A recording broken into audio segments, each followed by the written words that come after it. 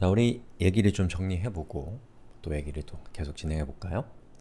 자, 우선 우리가 이 클라이언트를 구글에 등록해서 클라이언트의 아이디와 패스워드를 얻었죠. 그리고 그걸 저장해 놨습니다. 자, 그 다음에는 우리가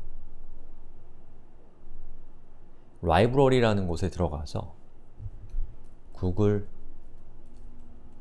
캘린더로 들어간 다음에 여기에서 사용 설정을 한 것은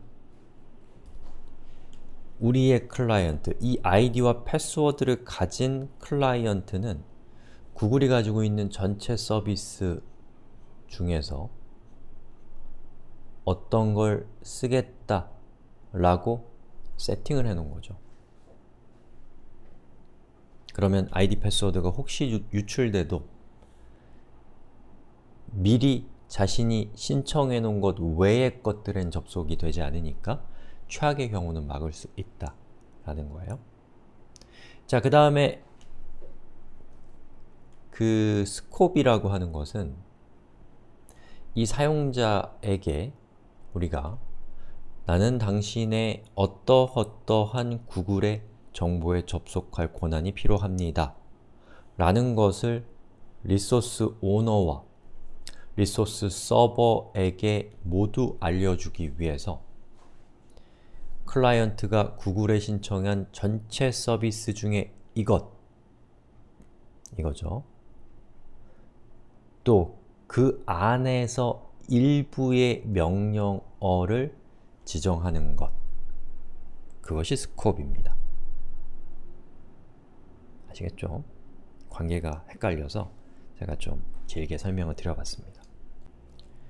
자, 그러면 우리가 여기 있는 캘린더의 리스트를 가져오기 위해서는 이 구글로부터 그 클라이언트 아이디와 패스워드를 받은 게 있지만 그걸 통해서는 접속이 안 됩니다.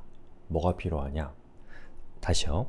이 아이디와 패스워드는 리소스 오너의 인증이 아니고 이 클라이언트에 대한 구글의 인증 정보니까 당연히 이걸로는 안 되겠죠. 뭐가 필요하냐? 이 사람이 인증한 정보가 필요합니다. 그걸 뭐라고 하냐면 액세스 토큰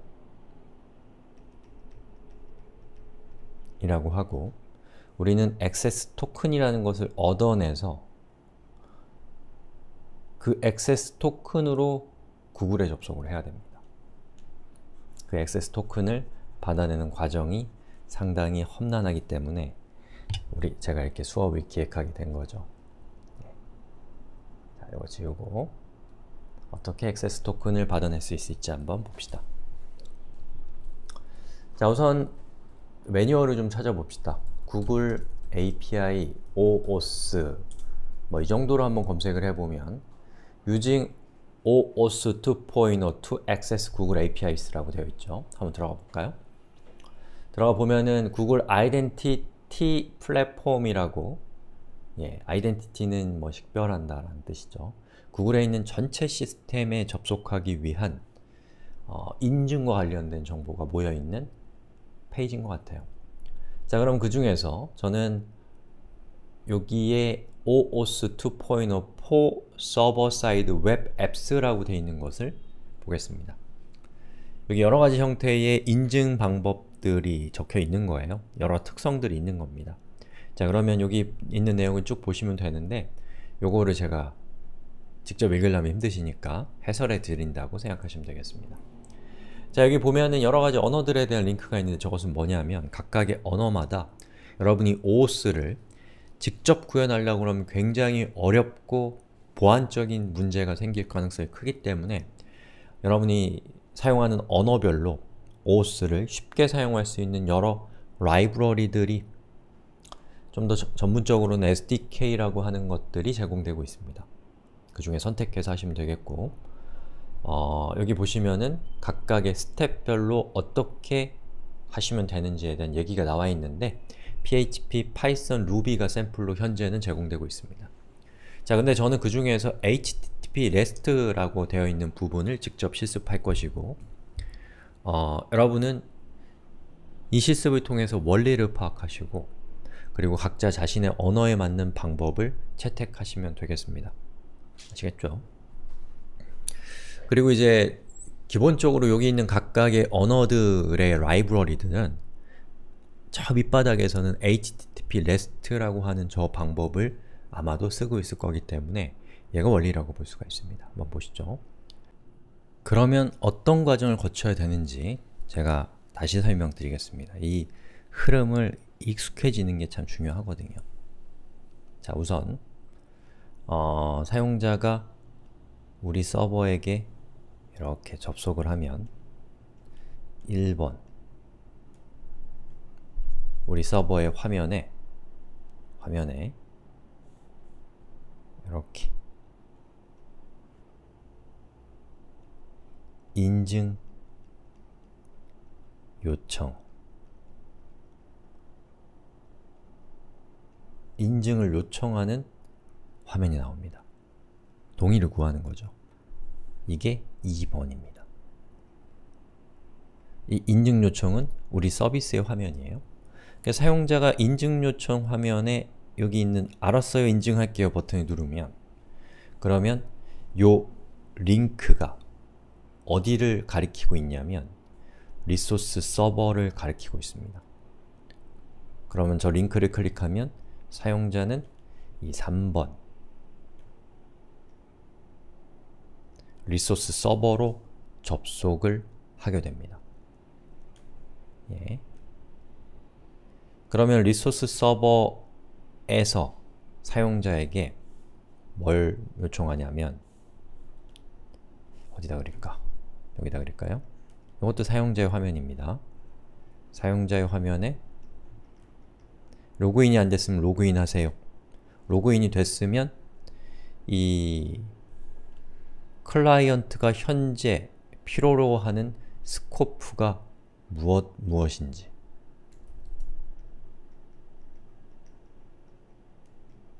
스코프 리스트를 보여주고 이러한 일을 클라이언트가 하도록 허용하겠는지를 리소스 서버가 리소스 오너에게 물어봅니다. 그럼 여기에 또 버튼이 있어서 허락하겠다 라고 버튼을 클릭하면 그러면 리소스 서버는 이 페이지가 아니죠. 리소스 서버는 이 클라이언트에게 이렇게 5번 클라이언트에게 access authorize code라고 하는 어떠한 말하자면 비밀번호 같은 것을 전송합니다. 이 authorize code는 뭐냐면 이 리소스 오너가 이 클라이언트에게 리소스 서버에 있는 예를 들면 구글의 칼린더의 리스트 정보를 볼 수 있게 하겠다라고 하는 그 허락에 대한 비밀번호 같은 겁니다. 그리고 그 비밀번호를 클라이언트에게 전달하면 클라이언트는 이 비밀번호를 직접 사용하는 것이 아니에요. 그럼 편할 건데 한 단계가 더 있습니다. 뭐냐면 이 리소스 서버가 전달한 authorize 코드와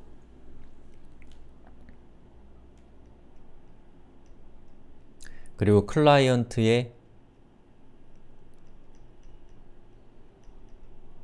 id와 역시 클라이언트의 secret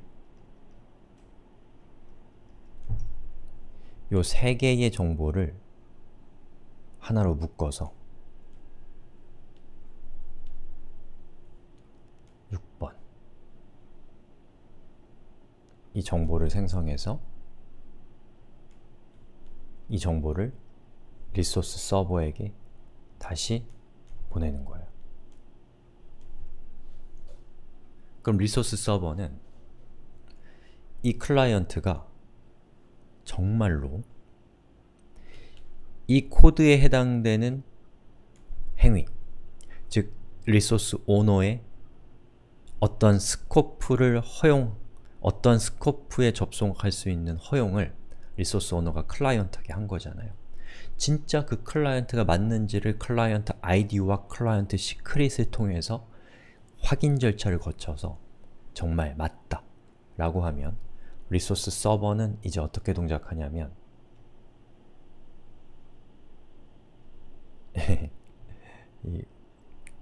이렇게 야, 6번, 7번 액세스 토큰 이라고 하는 값을 보내주는 겁니다. 아시겠나요? 참 어려운 얘기입니다. 그럼 클라이언트는 이제 저 액세스 토큰을 이용해서